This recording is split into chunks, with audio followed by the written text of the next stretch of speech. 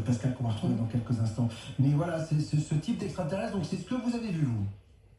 Ah ben alors, nous, il est venu, alors carrément, il a foncé au niveau du pare-brise de la voiture, on l'a vu au niveau du pare-brise de la voiture, c'est-à-dire que s'il n'y avait pas eu le pare-brise, j'aurais pu toucher le vaisseau. Et à travers l'œil bleu, donc j'ai vu cette tête avec le dessus de la tête bleue, il n'y avait pas de cheveux, il y avait de la condensation d'eau, donc pour moi, ça sortait de l'eau.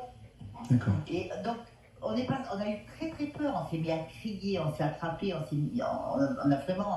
été vraiment impressionnés parce que d'un coup on se voit ce personnage comme ça, je veux dire, on ne s'attendait pas. Je ne m'attendais pas à voir ce personnage devant moi, ce petit être devant moi, et en plus sans scrupule, il est resté là comme ça. Donc je ne peux pas dire le temps que ça a duré, le nombre de temps qu'il est resté, je ne peux pas savoir, je ne peux pas parce que j'ai l'impression que le temps s'était arrêté.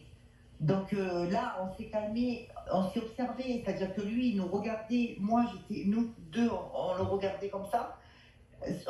On était dans une autre dimension et on l'a vu après se tourner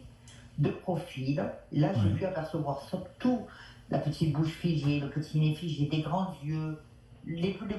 bras, il était tout blanc, blanc pâle, et la main, le bras fin qui tenait, alors je ne sais pas si c'est un volant ou une manette, mais je voyais qu'il tenait, moi je dis un volant ou une manette, ça j'ai pas eu le temps de voir tellement j'étais sous le choc, qui tenait voilà, quelque chose, et après hop, il est parti, il est resté stationnaire peut-être 2 secondes, il a disparu, et là on s'est mis à pleurer de l'émotion, parce que pendant ce moment-là,